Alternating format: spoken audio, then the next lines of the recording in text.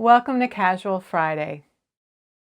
Hi, I'm Roxanne Richardson, and this is my weekly Casual Friday podcast. If you'd like to jump right to a specific point in the video, you can use the video timeline to see chapter titles and find the chapter links to those sections. This week I have just a couple of tidbits. I have a finished object to share. I have a brief update on a work in progress. And then I want to show you what I've been doing in my office to help me reorganize my space. So let's get started.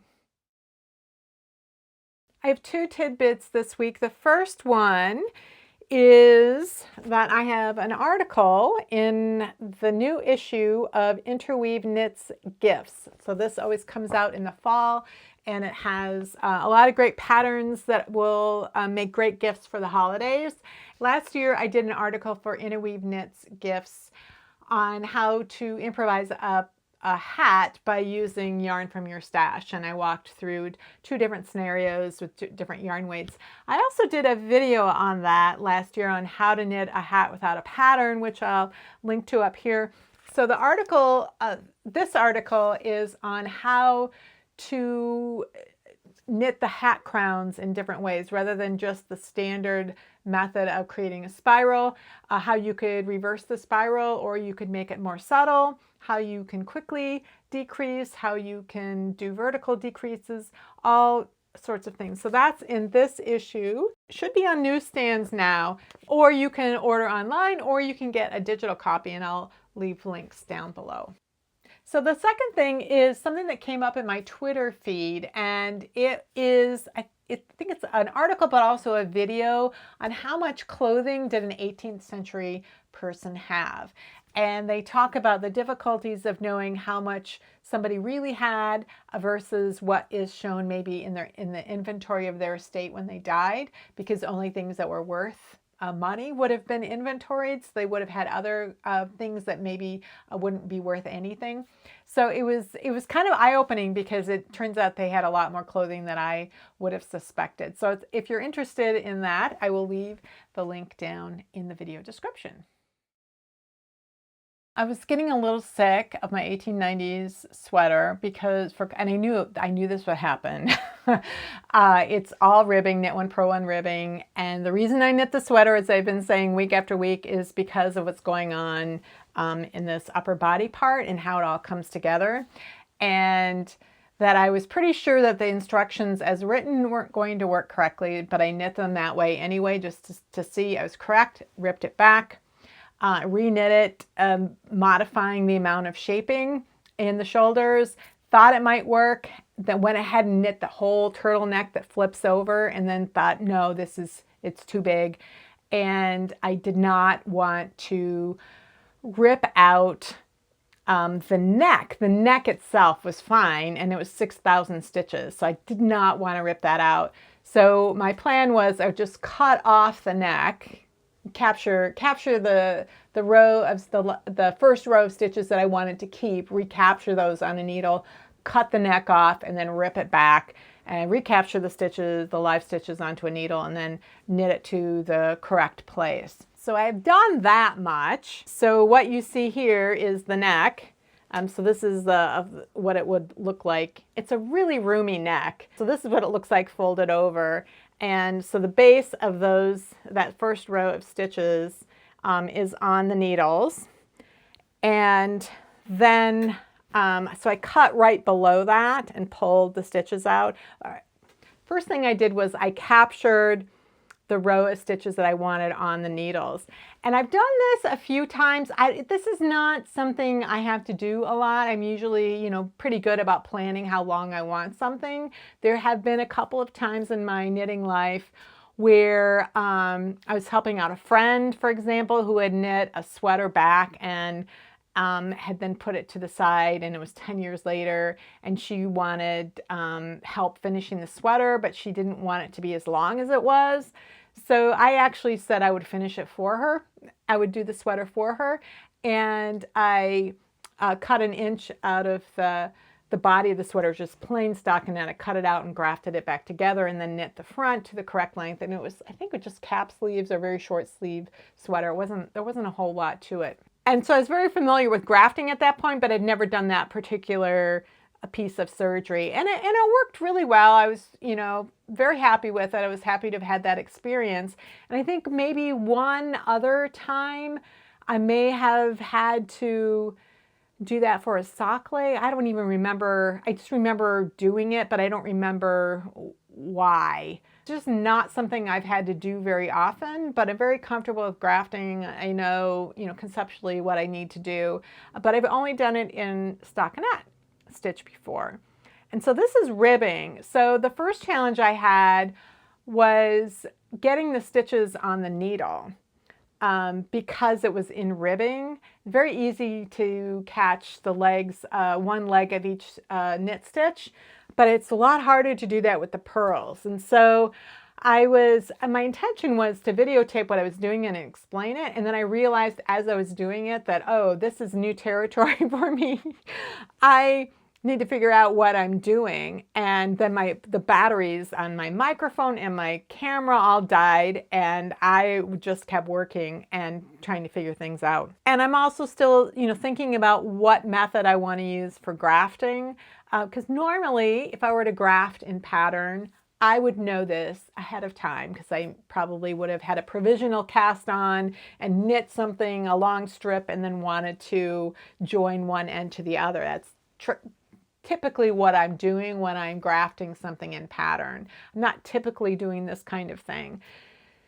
So the method that I would normally use is not the method I am going to use. So there are a lot of things that are different, and I know what all my options are. I'm just not sure which one I'm going to use. But I do have the neck separated, and then I did rip back the yoke so I can re-knit the shoulder. So I'm back at the start of that. So that's probably what I'm going to be doing this week. Once I get it all set in my head what I did, because like I said, this is an unusual situation. Not a lot of people need to do this type of thing. Typically, in my experience, if you need to take length out or add length, you would be cutting at a transition point, say between stockinette and ribbing. So you'd capture the first row of stockinette, get rid of the ribbing, and then maybe you would knit in the opposite direction, more stockinette, or redo the ribbing and make more ribbing or something like that. You'd be replacing the ribbing. So this is just a different situation than most knitters would be in when they needed to do some kind of surgery like this. So I'm having to think through it and figure it out, but mostly it was just I wanted to put it aside because I was sick of doing knit one, purl one, ribbing. So I will have more of an update besides just cutting off the neck next week. So as I was trying to decide what I was going to knit, while I was taking a little break from the 1890s sweater, I wanted to knit a pair of socks. And I wanted to knit a pair of socks for myself, and there really weren't that many yarn. I'm looking over here because my yarn's over here. Didn't have that many yarn choices. So this year I've mostly been knitting socks for other people. And so I take a picture like here are the yarn choices. What do you want? And so most of what's been used up from my stash has been the neutrals. And there are a lot of colorful self-striping yarns left, but most of them are blues and greens. I like them, but for some reason, when I knit socks for myself, with very, very few exceptions, every colorway has either red, purple, or fuchsia in it. It's just what appeals to me about self-striping socks. I want something bright and pretty in the colors that I like. I'm going to be wearing them in the wintertime when I'm mostly wearing things like gray and it's gloomy outside and dark. So those are just the colors that appeal to me and for socks for myself. But when I'm knitting for other people, I'll knit, whatever they want. And they seem to not want the blues and greens for some reason. I don't really know why. But I did have one ball of yarn left that did have some pink in it. And it was a ball of yarn I bought when I was in the Netherlands almost a year and a half ago, visiting my daughter. We went to, I think it was Leiden, is where we went, and there was a yarn shop there right next to a vegan restaurant, which was handy because one of my daughters is vegan. And so we went into this yarn shop and I bought some sock yarn. That's my preferred souvenir yarn, when I go on a trip because you can get one ball and it will fit in the suitcase. I wanted to knit some for Nina, my daughter in the Netherlands, so she picked out a colorway that she liked for herself, and I picked out one that I wanted for me. So I knit her socks for her right away. And one of the things I do before I start a pair of socks with self-striping yarn, if there's no picture on the label for how the stripe sequence works out, I go onto Ravelry and I look up that yarn and that colorway and see how does it play out. And it turned out that, first of all, this yarn that's not sold here in the United States, which is a bonus for me because it's something that I can't get here. But I think it was the only shop in the Netherlands that sold that yarn. It's a German yarn, German and Austrian yarn. There's certain parts of Europe where it's widely sold. I'll put the name of the yarn on the screen because it's in German and it's like one of these really long words and I am not going to remember it. Never mind, pronounce it. So I made a pair of socks. I haven't woven in the ends yet. So here are the two socks, and because it's me, they have to match exactly. And you'll see how long the color repeat is. So this purple starts out darker and gets lighter, and then there's this black and white section, and then you get the light and go dark, get the black and white, and then you get this blue section. So this is the entire colorway repeat right here. It took the whole leg, and it's actually kind of a long leg.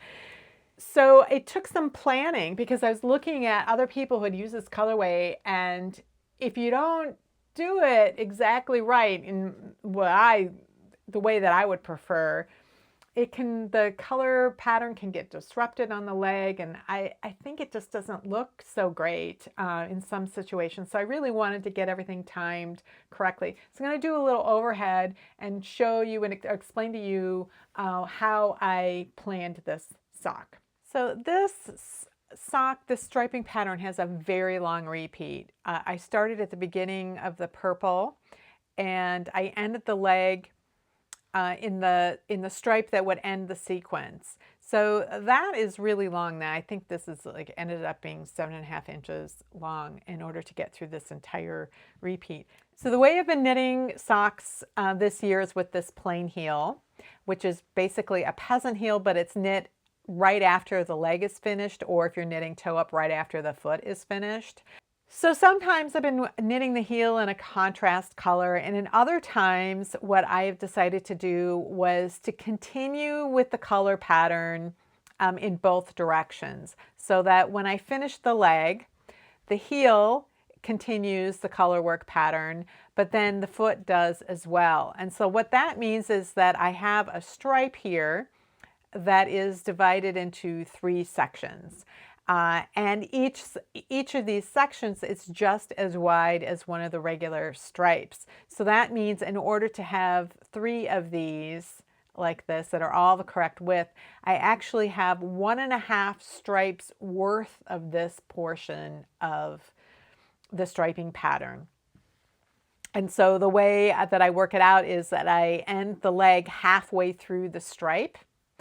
And the way you set up for the heel, so if you're working in this direction, I ended halfway through the stripe.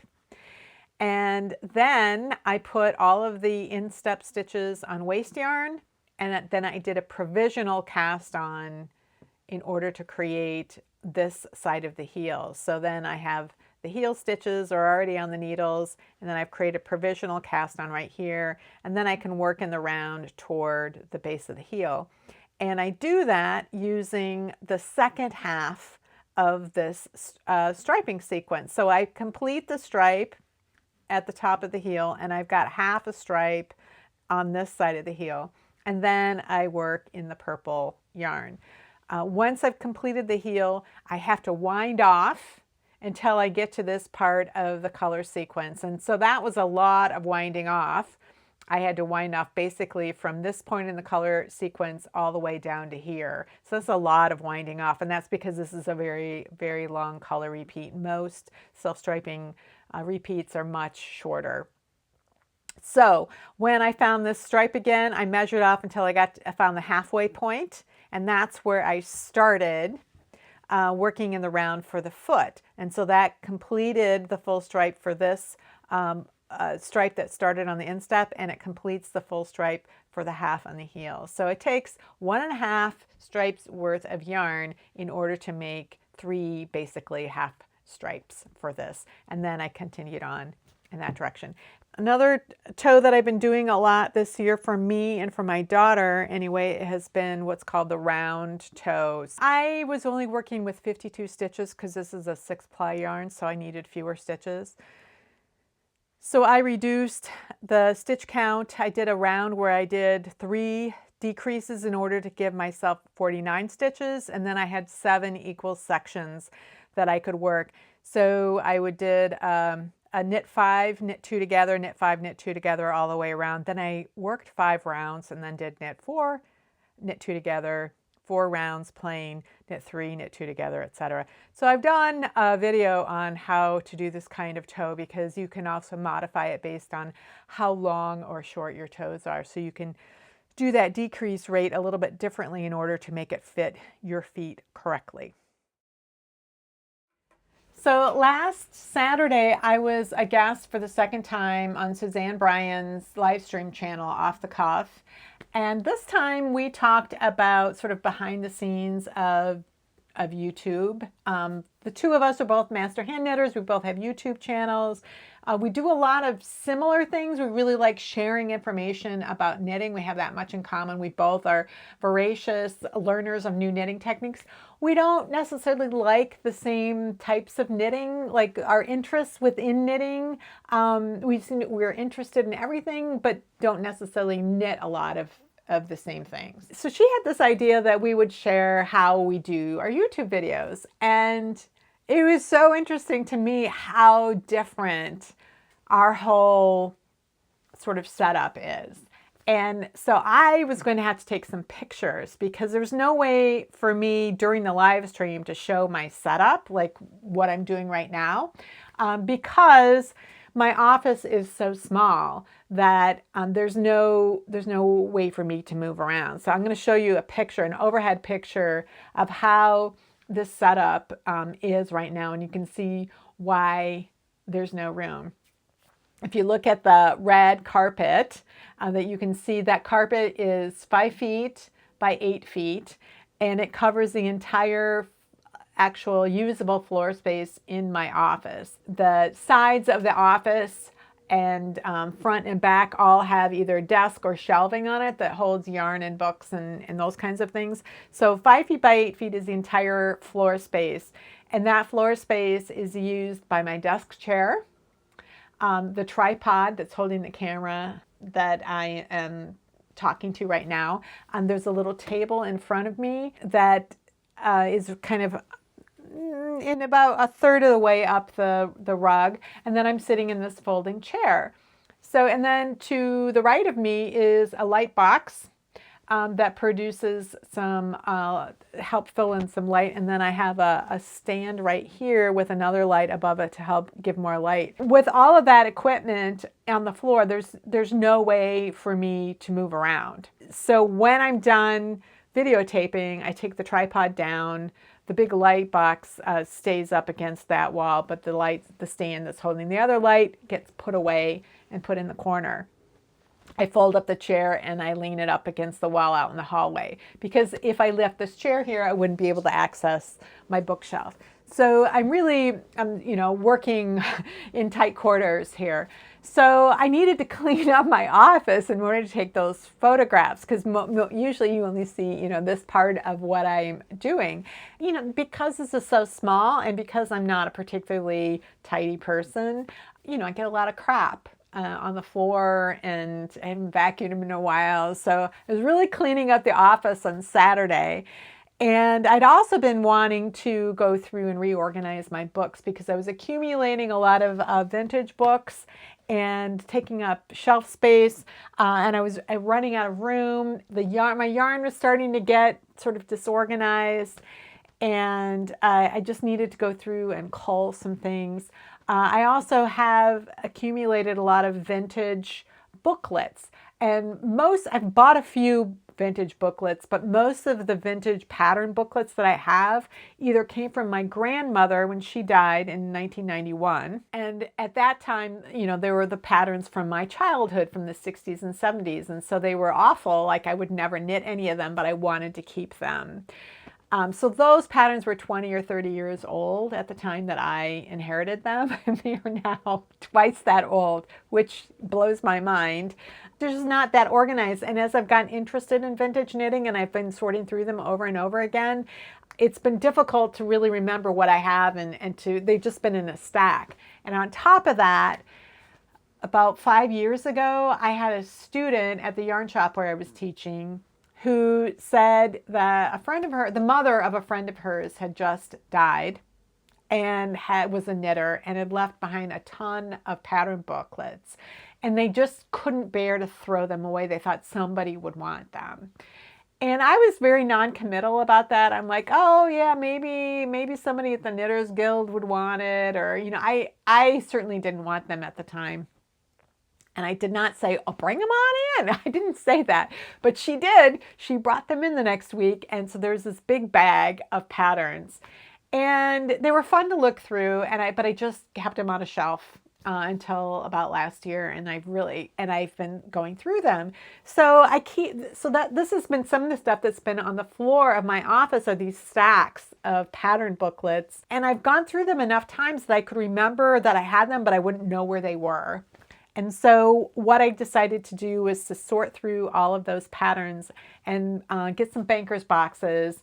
And I have some hanging file folders and just separate them by decade. And so it's going through each of the books and figuring out, you know, when they were published and sorting them out by decade. And I'm so happy I did that. Another thing I have on my shelves are pattern booklets that I've accumulated myself. From the 80s and 90s and early 2000s. These are just, you know, patterns that I bought, and a lot of them I knit from, or they were booklets that I bought. And I had them in those kind of magazine holders and shelved down there. On these shelves, they were taking up room. So I've put all those into a banker's box too. I haven't sorted them through by date. I haven't quite figured out how I actually want to sort those because I might want to sort those more by topic. I don't know. But anyway, I'm making progress on that. And because I was able to get things off the shelves and off the floor, then I was able to reorganize my books quite a bit. I'm still working on my yarn, but I'm going to take you kind of on a tour of my bookshelf because someone asked me about this recently. I've done videos about this before, about my library and how I have my office organized, but things evolve and change over time as I evolve, or the things I knit change, or what I accumulate changes, or what I am willing to keep changes. I thought I'd take you through my reorganized bookshelves and then also show you what I have left to do because I'm certainly not done. I have to kind of think things through for some of the stuff, especially about my yarn, trying to figure out what to do about that. So I want to show that to you right now. All right, so these two shelves right here are the closest to my desk. So these are the books that are within my arm's reach. Up here are books on design and pattern writing. And by pattern writing, I don't mean like designing things, but how to present the information.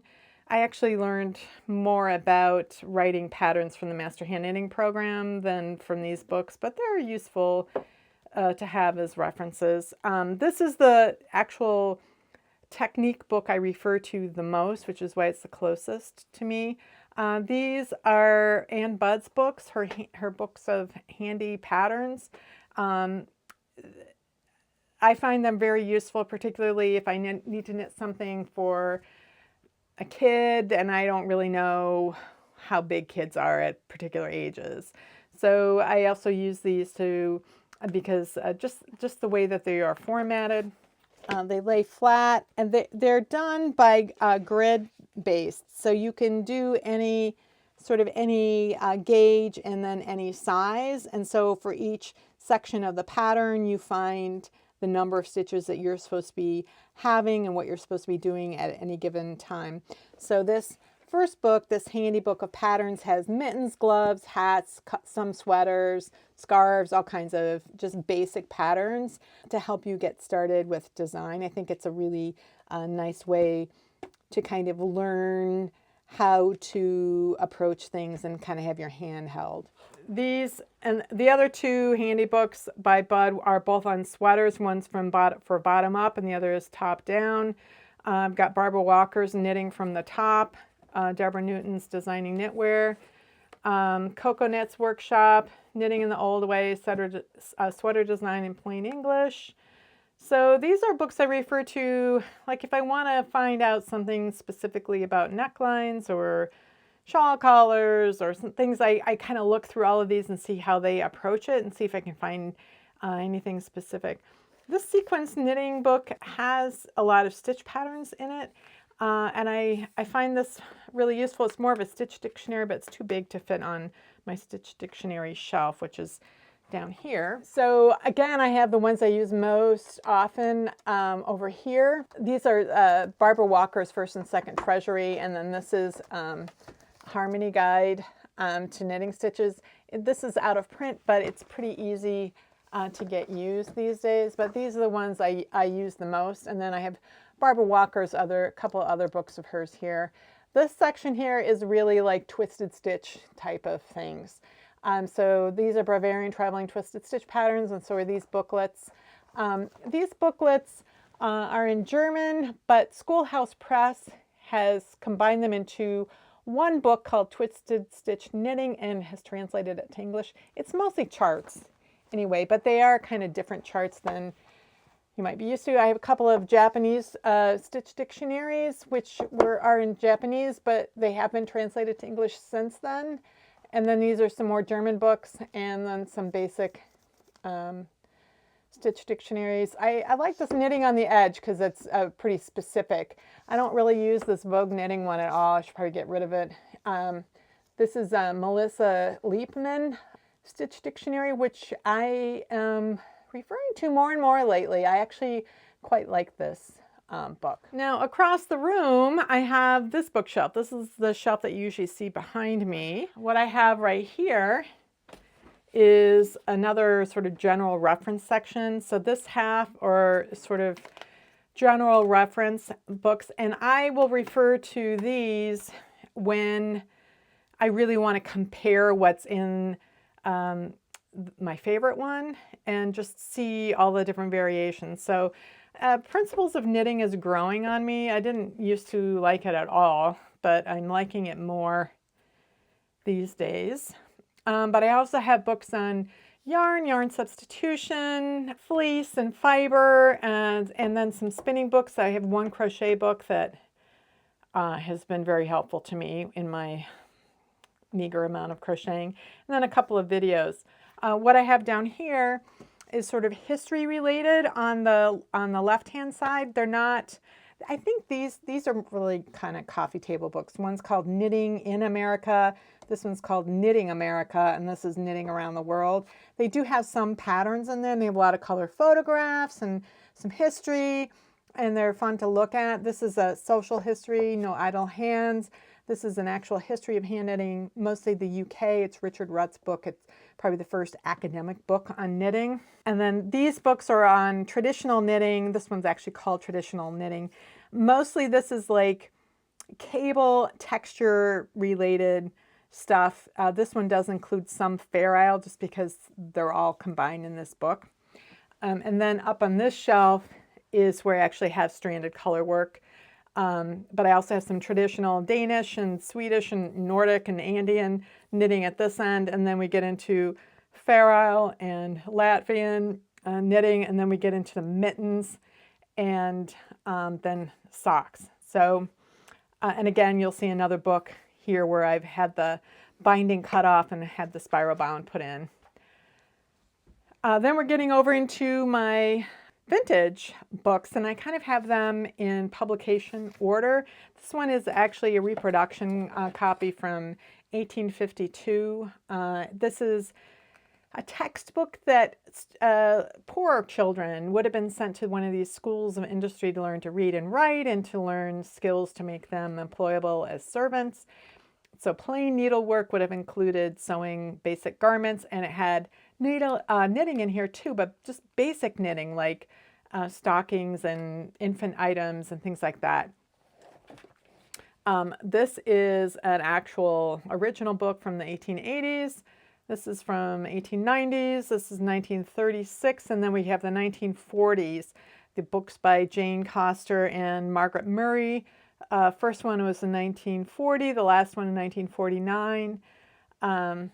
These are fascinating, and they have a lot of really excellent tips, and it varies from book by book what kinds of information you're going to have in there, but it's mostly things like sweaters and stockings and underwear and swimsuits and things like that, but for the whole family. So for babies, kids, teenagers, adults, and a lot of really great things for remaking things because of the make, do, and mend during the war and rationing. A lot of great pieces of information about knitting in these books. Really excellent. This is by the same publisher, Odom's, UK publisher, but it includes, and it's not the same author, so it's a different author, and it's all kinds of needlework, not just knitting. This is a book, I think it was probably published in the 70s by Pat Trexler. She had a syndicated column from I think the 1960s until the 1980s. Then this is a book, Knitting Made Easy, that was my grandmother's. Was published in the 1970s. And then down on this shelf, I've got some books that are based on vintage or antique patterns but have been updated. So they have modern yarns and modern sizing, modernized instructions. So Centenary Knits, which was World War I era patterns.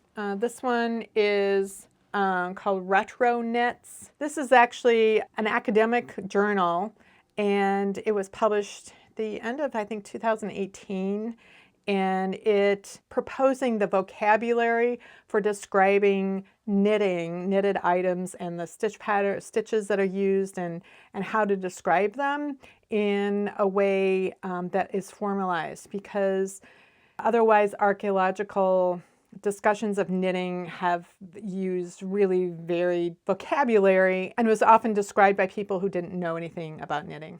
These books, well, I've got Elizabeth Zimmerman's books on this shelf. This is also the very first knitting book I ever bought. And it has some books in here that I use as reference for modifications sometimes, like Isolde Teague's Little Red in the City. It's a pattern book, but it has a nice reference section in it.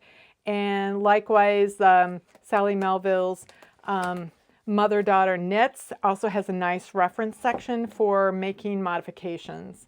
And then I have Elizabeth Zimmerman's books, and then just some one-off books like Knitting Brioche, first book of modern lace knitting, two-ended, twined knitting, that kind of thing. So things that I don't use very often, and I have only one book on them.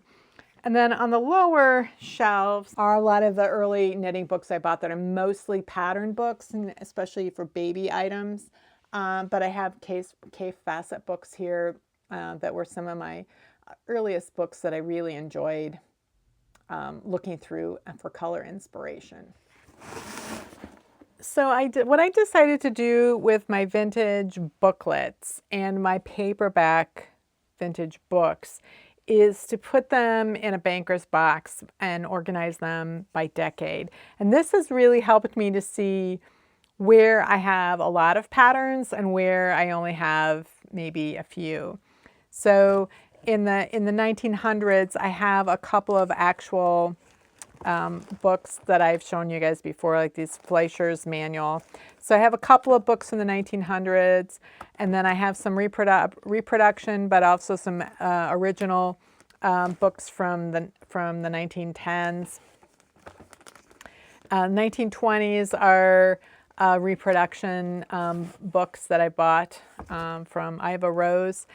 And then I start getting into the 1930s. So this is an actual knitting manual that it teaches you, it's got patterns in it, but it really teaches you how to kind of design using schematics. It's very interesting.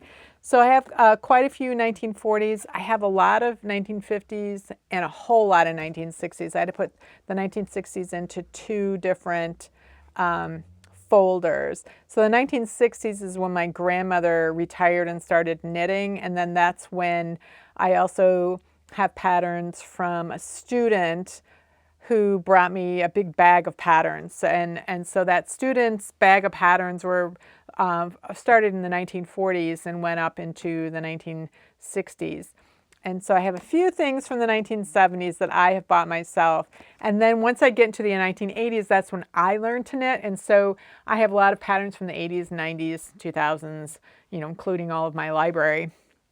But this has been very helpful to me, and it's going to be really helpful to go through systematically and looking at techniques and how they were presented. So as I was sorting through all of the books that I got from a student of mine from a few years ago, I came across this book. So there are several of the pattern books in the bag she gave me were kind of separated, or covers were missing, or the covers were separated. Sometimes I have just a cover, and sometimes I just have the book inside.